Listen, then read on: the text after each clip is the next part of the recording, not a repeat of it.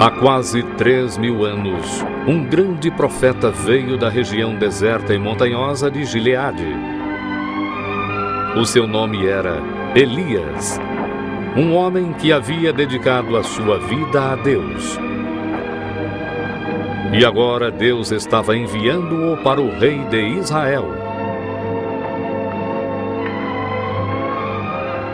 Naqueles dias, o rei Acabe reinava sobre Israel, e a rainha Jezebel reinava sobre Acabe. Foi ela que construiu altares para a adoração de Baal, deus pagão. E porque o povo adorava ídolos, uma fome cairia sobre a terra.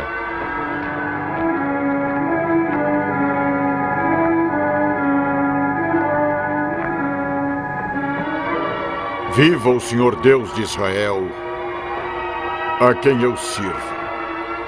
Que nestes anos nem orvalho nem chuva haverá, senão segundo a minha palavra. Então o Senhor falou com Elias, dizendo: Vai-te daqui e esconde-te junto ao ribeiro de Carite.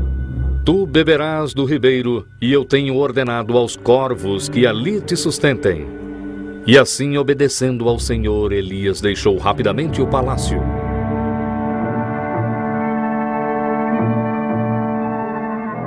E Elias viveu no deserto e bebeu do ribeiro de Carite, e os corvos lhe traziam pão e carne toda manhã e toda noite.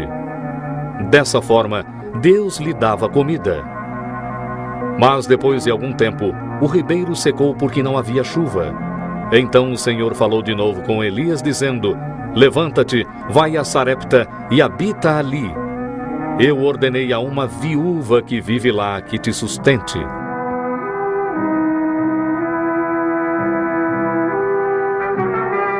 Quando Elias chegou ao portão da cidade, ele viu uma viúva e seu filho apanhando lenha, e ele o saudou. Peço-lhe, traga-me um pouco de água para beber.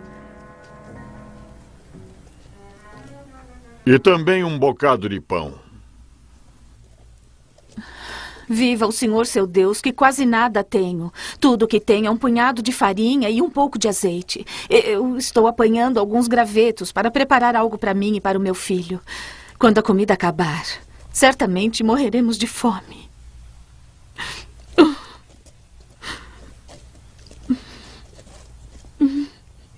Não tema. Vá e faça o que eu disse. Porém, faça primeiro para mim um pão pequeno. Depois fará para você e para o seu filho.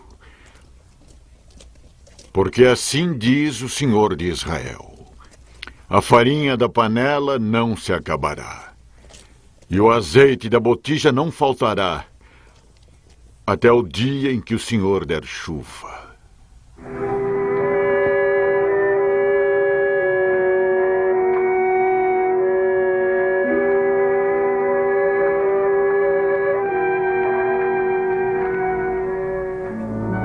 Obediente, a viúva fez o que Elias mandou, e ela, o seu filho e o profeta comeram por muitos dias.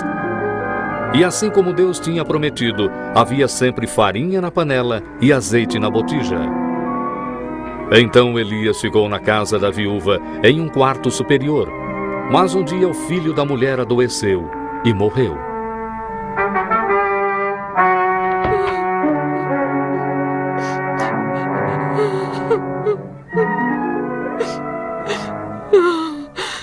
Deixe-me em paz, homem de Deus. Você veio para me lembrar dos meus pecados e matar o meu filho. Dê-me o seu filho.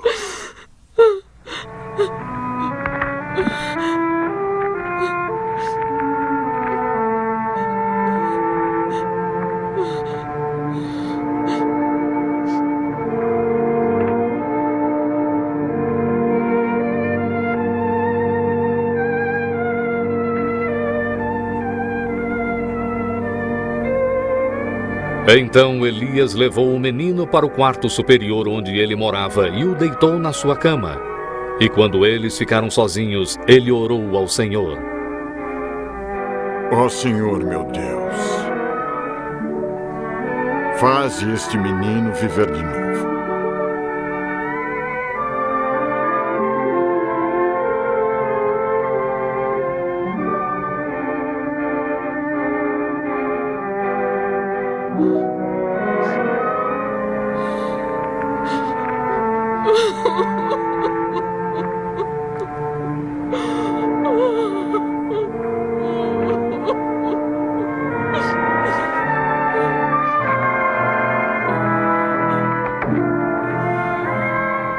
Vê, teu filho vive.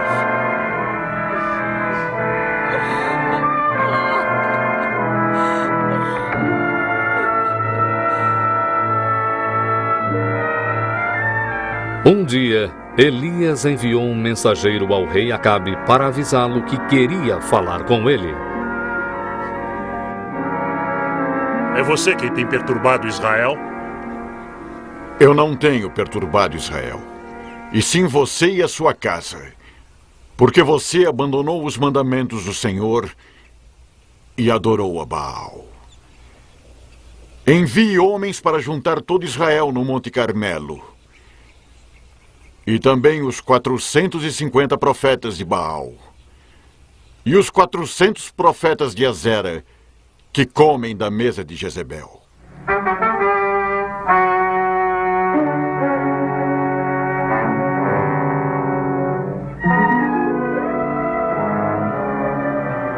Assim todo o povo e os sacerdotes de Baal se reuniram no Monte Carmelo, e eles esperaram para ver o que Elias faria.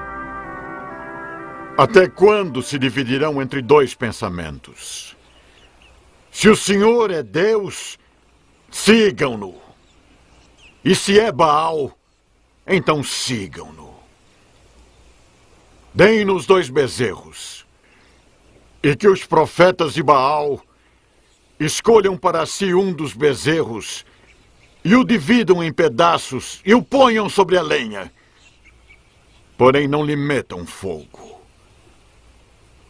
Eu prepararei o outro e o porei sobre a lenha, e não lhe meterei fogo.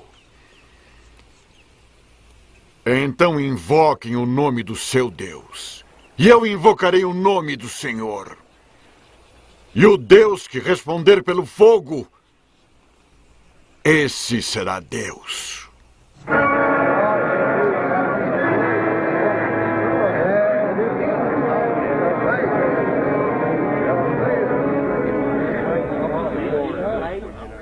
Primeiro, os sacerdotes de Baal ofereceram um sacrifício no seu altar, e eles invocaram o nome de Baal desde a manhã até ao meio-dia, mas não houve nenhum tipo de resposta, nenhum fogo se manifestou no altar.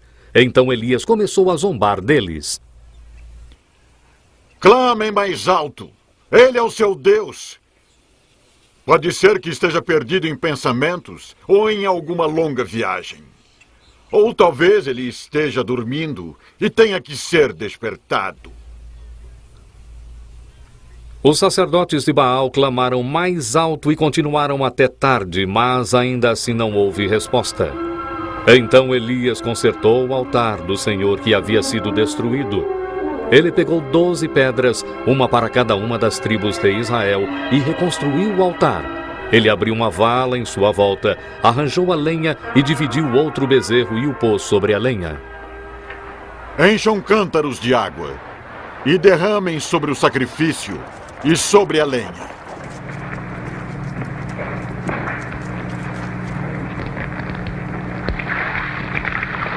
Repitam uma segunda vez.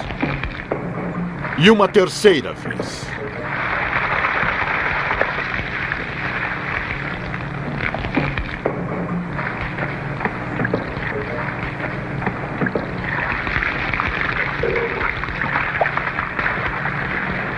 Ó Senhor Deus de Abraão, de Isaque e de Israel, manifesta-te hoje que tu és Deus em Israel, e que eu sou teu servo, e que conforme a tua palavra fiz todas estas coisas. Responde-me, Senhor, responde-me, para que este povo conheça que tu, ó Senhor, és Deus. Então caiu fogo do Senhor e consumiu a oferenda, a lenha, as pedras e o pó, e ainda lambeu a água que estava na vala. E então o povo acreditou no Senhor.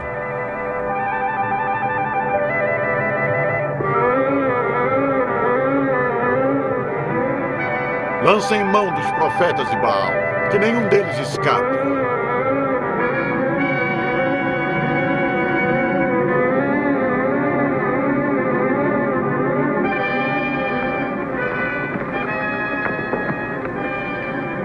Volte para o seu palácio, rei Acabe, pois logo haverá chuva abundante.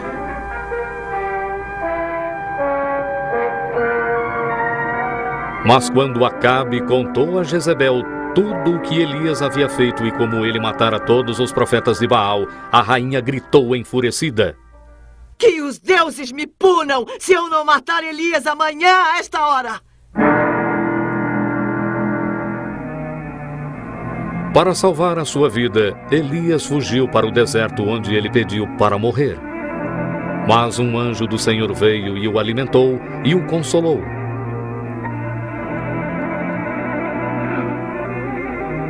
Por fim, Elias chegou ao Monte Sinai, onde Deus havia falado com Moisés centenas de anos antes. Enquanto Elias sentava em uma caverna no monte, um vento forte varreu o topo da montanha, mas o Senhor não estava no vento. Depois do vento veio um terremoto, mas o Senhor não estava no terremoto. Depois do terremoto veio fogo, mas o Senhor não estava no fogo. E depois do fogo veio o som de um sopro delicado.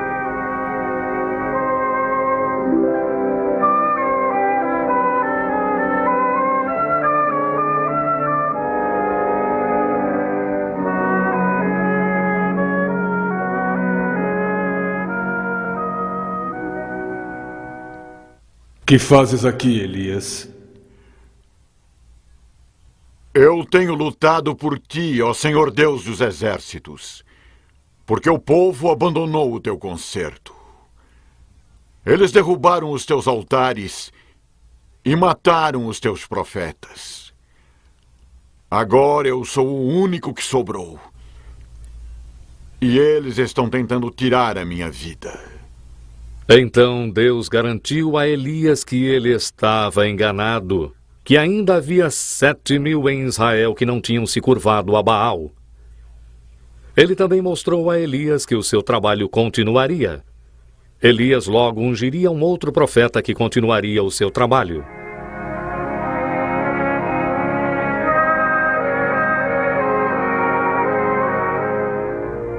E assim, com fé e coragem renovada, Elias deixou o Monte Sinai para continuar o seu trabalho.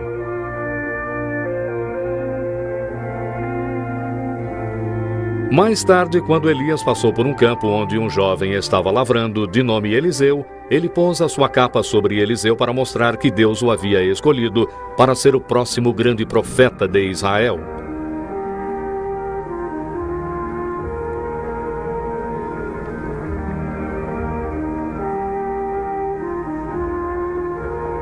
E Eliseu deixou tudo para trás e o seguiu e o serviu. Mas um dia Elias sentiu que era hora de deixar Eliseu. Ele tinha fielmente feito o trabalho de Deus na terra e estava prestes a ser elevado ao céu. Mas antes, ele se ofereceu para fazer uma última coisa para o seu discípulo.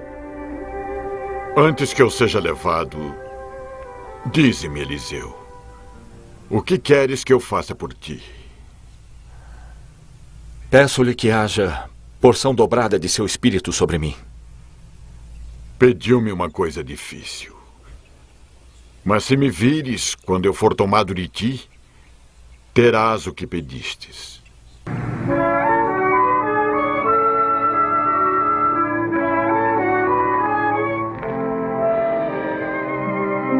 Eliseu viu um carro de fogo e cavalos de fogo que ficaram entre ele e Elias. E Elias subiu ao céu em um redemoinho. Então Eliseu pegou a capa de Elias que tinha caído no chão e partiu para realizar o trabalho do Senhor, pois ele sabia que desse dia em diante o Espírito do Senhor estaria com ele, assim como havia estado com Elias.